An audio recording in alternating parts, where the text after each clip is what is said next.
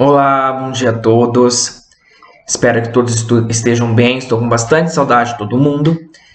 Na nossa aula de hoje, nós vamos iniciar a apostila 2, na unidade 13. E a primeira unidade dessa apostila 2, ela diz respeito à narrativa de mistério. Como toda narrativa, conta uma história organizada em um enredo. Então, tem personagens que em determinados espaços, em determinados tempo, eles agem. E o que caracteriza a narrativa de mistério?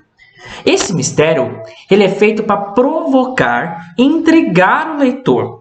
Então, o leitor de uma narrativa de mistério é como se ele estivesse num videogame. Por quê? Porque aos poucos ele vai percebendo as pistas que os textos, que a narrativa oferece, para ele chegar à interpretação da história. Por isso, fatos às vezes maravilhosos, fatos extraordinários, às vezes nem sempre a sequência é uma sequência linear, às vezes é uma sequência de um enredo não linear, mas tudo isso é feito de forma proposital. Então, o autor, ao planejar o seu narrador, o seu foco narrativo, ele já vai criar estratégias de suspense, para prender a atenção do leitor. E é interessante, nem sempre nós conseguimos entender, compreender, interpretar uma narrativa de mistério apenas a partir de uma leitura. A gente lê inicialmente o texto como um todo e depois, numa segunda leitura, nós vamos fazendo as pontes. Nossa, aquele segundo parágrafo, aquilo que o autor disse, está relacionado com aquilo que aconteceu no final. Essa cor do vestido tinha a ver com aquele detalhe, essa forma, essa fala. E daí nós vamos brincando de entender como o autor imaginou todo esse suspense, toda essa intriga que prende o leitor à narrativa de mistério. E para a gente ver um exemplo claro de narrativa de mistério, nós vamos ler um texto brilhante de uma escritora bem renomada no Brasil, que é a Lígia Fagundes Telles. E ela nos apresenta um texto surpreendente, chamado O Dedo. É uma história bem fascinante, uma história de mistério muito legal. Então, procederemos da seguinte forma. Eu lerei o texto e à medida que eu leio o texto, que eu conto essa história para vocês, eu já faço as explicações. Isso se fará necessário para resolvermos as atividades. Então, muita atenção e apresento com vocês agora O Dedo, de Lígia Fagundes Telles. Achei um dedo na praia. Eu ia andando em plena manhã de sol, por uma praia meio selvagem, quando de repente, entre as coisas que o mar atirou na areia, conchas, gravetos, carcaças de peixes, pedras, vislumbrei algo diferente. Tive que recorrer aos óculos. O que seria aquilo? Só depois de aparecer o anel é que identifiquei o meu achado. O dedo trazia um anel, faltava a última falange. Não gosto de contar esse episódio assim com essa frieza, como se em vez de um dedo eu tivesse encontrado um dedal. Sou do signo de Áries, e os de Áries são apaixonados, veementes. Achei um dedo. Devia estar proclamando na maior excitação. Mas hoje minha face lúcida acordou antes da outra, e essa está me vigiando com seu olhar gelado. Vamos, diz ela, nada de convulsões. Sei que você é da família de possessos, mas não escreva como uma possessa. Fale em voz baixa, sem exageros, calmamente. Então, para nós entendermos até aqui, o texto tem uma narradora personagem que nos conta a história. E essa narradora, ela diz que ela achou um dedo na praia. E ela conta isso numa naturalidade, como se ela tivesse achado uma conchinha na praia. E ela diz também que ela não gosta de contar isso com essa frieza. Só que ela dá uma explicação. Que nesse dia, que nesse momento de narrar, a face lúcida dela acordou antes da outra. Vamos entender o que é isso. A personagem ela vai trabalhar com um jogo de consciências, como se a personalidade dessa personagem fosse constituída de duas faces. Então nós vamos ter essa face lúcida, uma face mais objetiva, fria, que gosta de olhar as coisas pelo lado da razão. Só que essa personagem também tem um lado da personalidade dela, também tem uma face mais emotiva, mais intensa, mais visceral, mais impulsiva, que ela chama como a face de Áries. Então ela diz assim, que a face lúcida pede para ela tratar as coisas com frieza e a outra não. Calmamente, mas foi um dedo que eu achei. Respondo, e minha vigilante arqueia sobrancelhas sutis. E daí? Nunca vi um dedo? Tenho ganas de esmurrá-la. Já vi, mas não nessas circunstâncias. Então olha só o jogo de consciência, uma consciência brigando com a outra, tá? Então a minha vigilante é a face lúcida, tá? Quando ela fala tenho ganas de esmurrá-la, é a outra face da personalidade. Então esse texto, ele trabalha com jogo de consciências. Então tem que prestar bastante atenção nesse aspecto para poder entender. Continuando a narrativa. O poeta diz que era 300 e não sei quantos. Eu sou apenas duas, a verdadeira e a outra. Uma outra tão calculista que às vezes me aborreço até a náusea. Me deixa em paz.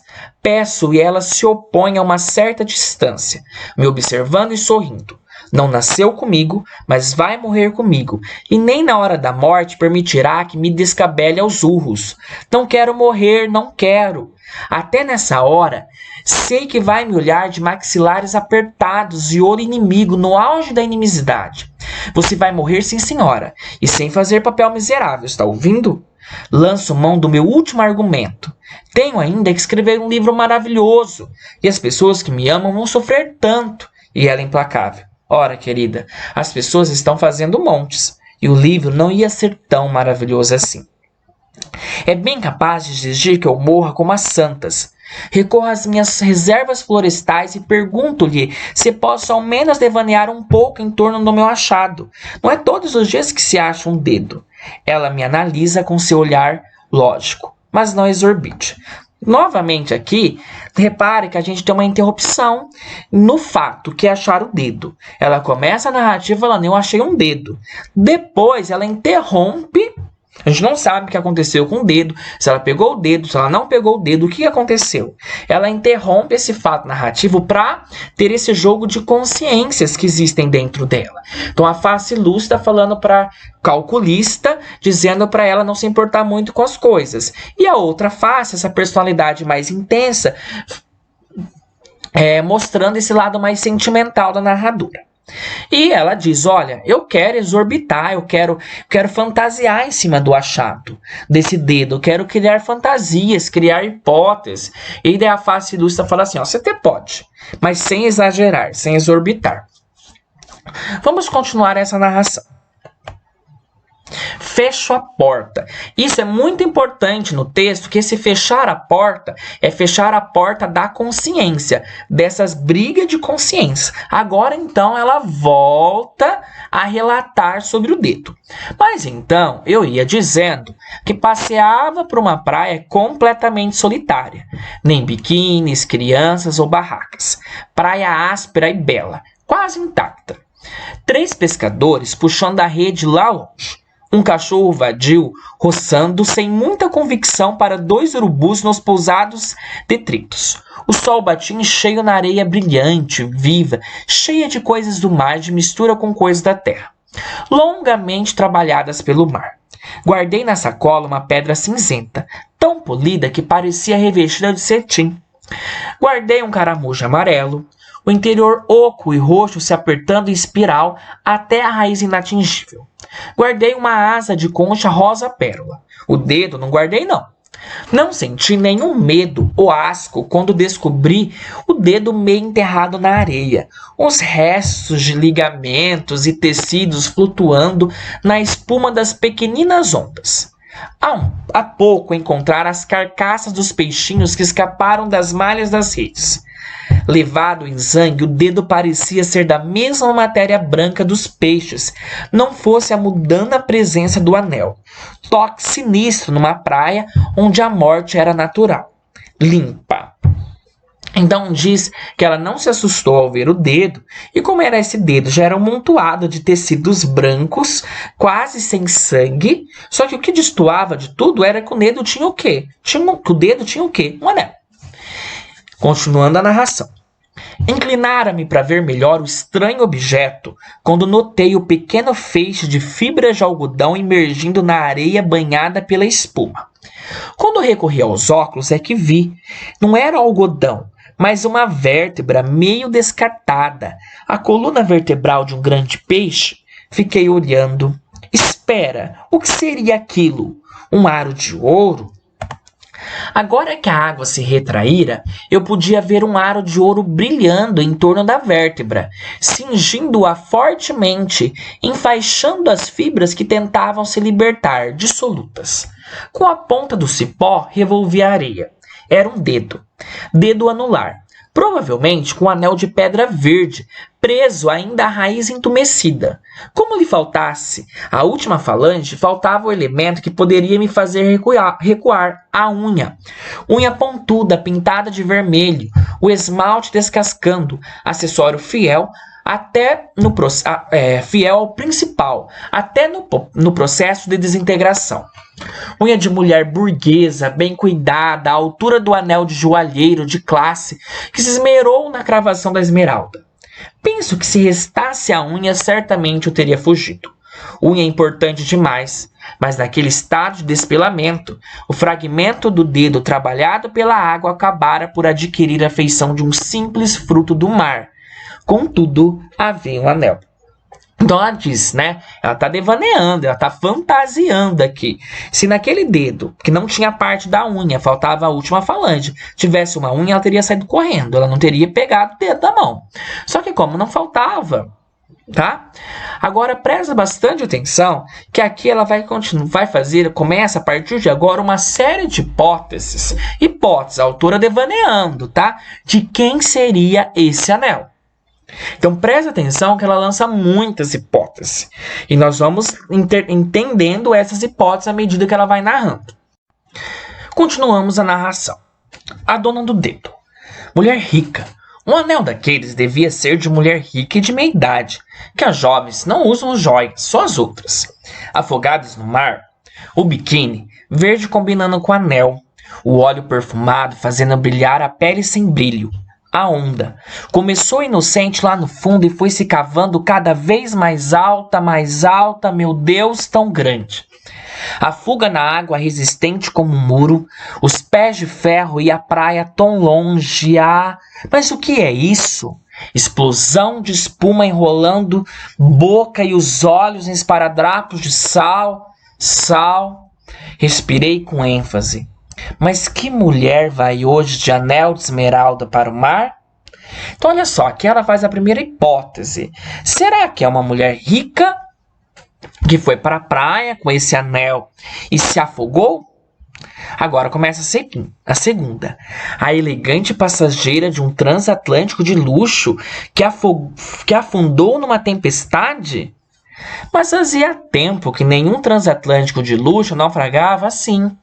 Ocorreu no Titanic, mas isso tinha sido por volta de 1914, imagine.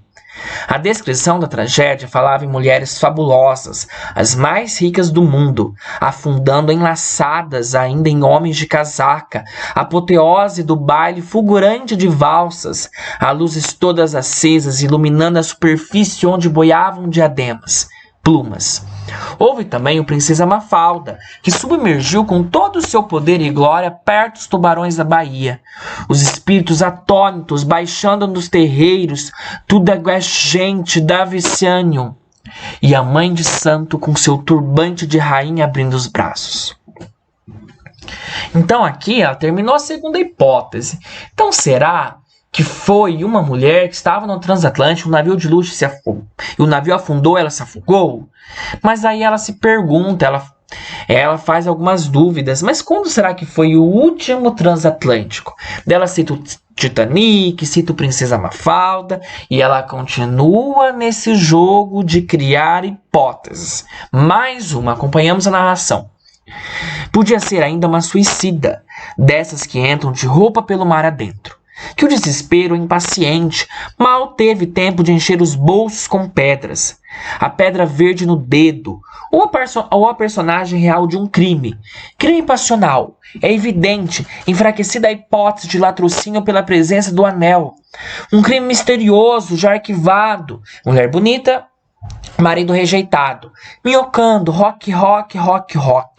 O flagrante da traição. Ai, como dói. A premeditação no escuro, tão profundo o silêncio no quarto que podia-se ouvir o murmurejar do pensamento, rock. Ela acorda em pânico no meio da noite. Mas que barulho é esse? Um camundongo? Ele se aproxima sem poeira, sem emoção. No banheiro cintilante, a proximidade da água facilita demais. Os crimes deviam ser cometidos perto de cascatas. Um pouco de lavanda nas mãos, ligeiramente trêmulas após a tarefa cumprida na ausência da cozinheira em licença remunerada para ir visitar a mãe. A casa na praia não foi uma solução? E a praia deserta? O homem feliz não tinha camisa, só maiô. Tão simpático, homenzinho de maiô azul que todos os dias vai à praia levando a caixinha de sabonete. O que será que ele leva naquela caixinha? Um detalhista, ideias miúdas, objetos miúdos, na cabeça um pequeno boné se tem sol. Era ele que andava com uma mulher grande, bonita. Era. E a mulher? Lá sei, deve ter viajado e ele ficou só. Parece que adora o mar. Faça sol ou não, vai dar o seu passeio com sua caixa e seu sorriso. Aqui ela faz duas hipóteses. A primeira de uma suicida e a segunda de um crime passional, ou seja, um crime motivado por amor. Então, após a traição, o homem resolve matar a esposa e levá-la numa caixinha para a praia. Gente, a gente está numa narrativa de mistério, tá? Então é muito importante que esse contexto tenha em mente. Continuando a narração. Por que será que cabeça de assassinado fica do tamanho do mundo? Um porta-chapéu. Mas se ninguém mais usa chapéu, se sobrou a cabeça, não sobrou o dedo que na manhã da garoa ele deixou no mar. O anel foi junto. Era tão afeiçoado à carne que se recusou a sair e ele não insistiu. Pois se ficasse o dedo com seu anel, que sumam os dois, nem os urubus saíram de casa nessa manhã e ele saiu. A pedra brilhava num tom mais escuro do que a água. Lembrei-me de um quadro surrealizante. Uma praia comprida e lisa, de um branco leitoso com flores brotando na areia. Flores dedos e dedos flores. No quadro, o insólito era representado por uma gota de sangue pingando nítida da ponta de um dedo. No meu achado, o insólito era a ausência do sangue e o anel. A primeira pessoa que passar por aqui vai levar esse anel, pensei. Eu mesma. Só um minuto antes de continuar. Então aqui ela para com as hipóteses. Então ela fez 4 hipóteses. Ela para com as hipóteses e agora ela volta para a realidade, olhando para aquele anel que está ali com ela na praia. Então olha só para a gente entender o movimento do conto. Ela começa falando que tem um anel na praia. Daí ela fala das duas faces, da face lúcida e da face intensa. Ela volta a falar do dedo, que o dedo tinha só um amontoado de tecidos, que tinha um anel, e ela passa a devanear, criando várias hipóteses de quem será a dona desse anel. Então ela criou 4 hipóteses e agora ela volta novamente a olhar para esse anel e pensar: o que eu vou fazer com esse anel? E agora que eu encontrei com esse dedo? Voltamos à narração. A primeira pessoa que passar por aqui vai levar esse anel, pensei. Eu mesma, ou melhor, a outra, a lúcida, com a falsa inocência não chegou a insinuar que eu deveria guardar o anel na sacola. Mais um objeto para sua colação. Não a linda pedra. Expulsei-a repugnada, horror. A morta de Itabira reclamava a flor que o distraído visitante do cemitério colhera na sua sepultura. Eu quero a flor que você tirou, quero de volta a minha florzinha. A dama do mar faria uma exigência mais terrível, por telegramas, cartas, telefone, me soprando com sua voz de sal. Eu quero o anel que você roubou do meu dedo. Eu quero o anel. Como reencontrar naqueles quilômetros de praia os dilucidíssimos restos de dedos para lhe devolver a esmeralda? Só um minutinho, antes de nós terminarmos o conto. Aqui ela diz que a face lúcida insinuou que ela pega esse anel de esmeralda, guarda e vai embora. Só que ela pensou assim: vai que eu pego esse anel e a dona me cobra. Aparece como um fantasma para mim, por cartas, por telegramas, por telefone me pedindo o anel. Então ela tem esse medo de pegar o anel e depois essa dona desse anel aparecer. E termina assim o conto. Com a ponta do cipó, cavei rapidamente um fundo buraco e nele fiz rolar o dedo. Cobriu com o tacão do sapato e na areia tracei uma cruz. Intuí que se tratava de um dedo cristão. Então veio uma onda que esperou o fim da minha operação para inundar o montículo. Dei alguns passos. Quando me voltei pela última vez, a água já tinha apagado tudo. Muito bem. Então, diante dessa dúvida que ela tinha, ela falou assim: eu vou enterrar esse dedo. Ela enterrou o dedo. Na terra ela fez uma cruz, porque ela pressupunha, né, imaginou que fosse de alguém cristão, e daí a onda apagou tudo. Muito bem, é assim que termina esse conto. Muito bem, gostaram do texto da Lígia Fagundes Telles? Eu gosto muito dessa autora, ela é brasileira e ela tem muitas narrativas muito boas, interessantes, seja de mistério, alguns contos que trabalham também com a questão psicológica, fantásticos, assim. E eu gosto porque ela explora muito a imaginação, então é muito surpreendente mesmo, é realmente de mistério.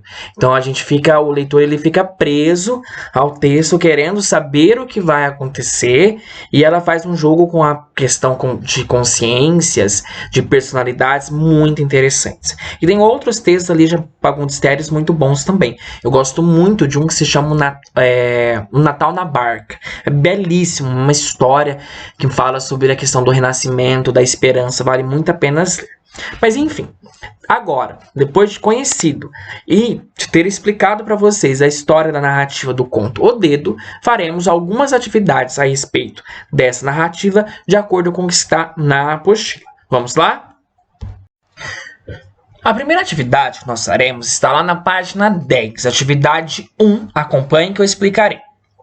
Nas narrativas de mistério, o leitor é levado a formular hipóteses com base em certos indícios, indicações, que ele percebe nos acontecimentos, nas falas e no comportamento das personagens, ou ainda em comentários do narrador.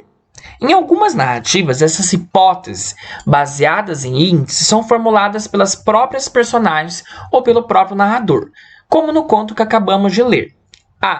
Qual é o índice que levou a narradora do conto a formular todas as suas hipóteses? Então pensem bem, o que aconteceu? E dica, já está logo no início do conto, que motivou todas as hipóteses, todo acontecimento, toda a narração do conto, ele se deu em razão de um acontecimento. Está lá no início do conto. Qual foi esse índice? Esse acontecimento lá no início do conto nos leva a um índice.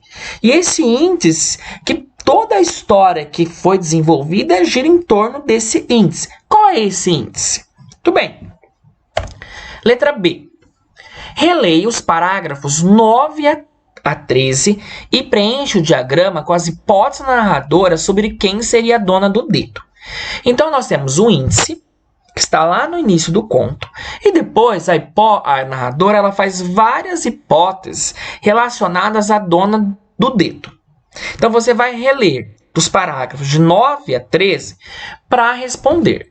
O índice você já respondeu na questão anterior. Então, qual é a primeira hipótese? De quem é a dona do dedo? Então, você escreve a primeira hipótese. Logo depois da primeira hipótese, a própria narradora ela faz uma pergunta. Ela mesma se interroga para saber se essa hipótese seria válida ou não seria válida. Será que é consistente ou será que não é consistente? Então, ela faz uma interrogação. Qual é a interrogação que ela faz? Logo após essa interrogação, ela faz uma outra hipótese. E daí ela fica com dúvidas. E ela lança algumas dúvidas em relação a essa segunda hipótese. Quais são essas dúvidas? Depois ela apresenta a terceira hipótese e depois ela apresenta a quarta hipótese. Então você vai preencher esse diagrama com as hipóteses que a narradora apresenta a respeito de quem seria a dona do dedo. Lá na página 11, antes de irmos para o próximo exercício, para o exercício 2, há uma explicação a respeito do foco narrativo. As narrativas de mistério, como as histórias policiais, são construídas de modo a intrigar o leitor e provocar sua curiosidade. Para conseguir esses efeitos, o autor utiliza alguns expedientes. Expedientes são estratégias. Então, o narrador ele pode ser em primeira pessoa. Ele mesmo ser um dos personagens da história. Pode ser o detetive. E como ele é um dos personagens e conta a história, ele vai ter uma visão limitada. Ele não vai conhecer toda a história, apenas uma parte. Ou ele pode ser um narrador em terceira pessoa, mesmo sendo onisciente. Onisciente, que é onisciente? Que sabe de tudo. E ele vai assumir o ponto de vista de alguma das personagens. Ele é em terceira pessoa, mas ele narra, por exemplo, aproximando-se toda a história mais de uma personagem do que de outra. Como se estivesse defendendo, assumindo um lado. Por isso também a gente vai ter uma restrição, uma limitação. Ou podemos ter um narrador em terceira pessoa que não conta tudo, que ele vai dando pistas falsas e no decorrer da história ele vai soltando pedaços, né, para o leitor fazer a conclusão relacionada a todo esse mistério. Muito bem, diante dessas três estratégias, desses três expedientes, a pergunta 2 é: qual dos expedientes descritos no box de olho, nesse box anterior que eu expliquei, que foi utilizado pela autora para construir o mistério no conto O Dedo? Justifique sua resposta. Primeiro de tudo, você vai ter que olhar. Será que o conto que nós acabamos de ler e estudar, ele está em primeira pessoa ou em terceira? E depois você analisa para você fazer a sua resposta. 3. No conto que estamos analisando, nem sempre a narradora explicita todos os pontos de seu raciocínio, cabendo ao leitor interpretar o significado de certas passagens. É o que observamos, por exemplo, na menção à caixinha de sabonete. Explique por que a personagem imaginada pela narradora na quarta hipótese teria levado esse objeto para a praia. Para responder, releia o parágrafo 11 e pense na pergunta da narradora. O que será que ele leva naquela caixinha? Então, na quarta hipótese, a narradora apresenta de que talvez a dona do dedo seria vítima de um crime passional. Teria sido morta pelo esposo, né? Vítima de um crime passional. O que será, então, que esse esposo, que esse personagem leva todos os dias dentro da caixinha? Lembra, se achou um dedo. Então, o que será que ele leva dentro dessas caixinhas? Pense para você, na sua imaginação, formular também uma hipótese do que será que ele levava dentro dessa caixinha. O último exercício do nosso encontro de hoje diz assim: no final do conto, depois de tantas suposições e dúvidas, a personagem narradora enterra rapidamente o dedo na areia. Você vai escrever duas continuações e seus respectivos desenlaces para o conto conforme as indicações a seguir. Atenção, as respostas devem ser sintéticas, breve, portanto não se estenda muito nas continuações. A partir desse momento que ela enterrou o dedo na areia, você vai continuar a história de duas formas. Na primeira, você vai continuar com a história, mas é breve, não precisa alongar na continuação. Uma continuação que introduza fatos sobrenaturais e leve à solução do mistério. Então, por exemplo, você pode dizer que a personagem voltou para casa e a hora que ela estava lá na casa dela, ela tocou o telefone e ao atender aquele telefone era uma voz que dizia: eu sei que você esteve com meu anel hoje na praia. E desenvolve a partir disso, aparece uma assombração ou um fato sobrenatural. Ou, por exemplo, ela à noite vai para uma festa e nessa festa ela encontra uma mulher e essa mulher está com o mesmo anel do que ela via anteriormente na praia. E daí daí você inventa solução. Hipóteses minhas, mas você é criativo e você fará outras. E a segunda, você fará uma pequena continuação com base em informações sobre o anel da vítima.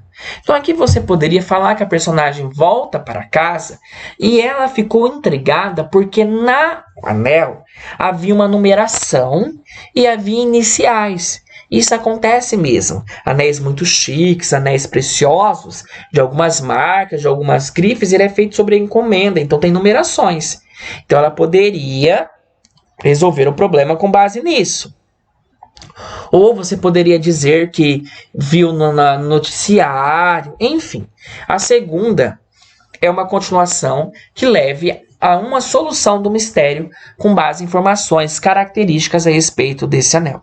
Lembrando que não é para você criar um outro texto, é para você estender, fazendo uma continuação breve. Muito bem, façam todas as atividades e estarei à disposição caso vocês precisem. Muito bem, Deus abençoe vocês. Até a próxima videoaula.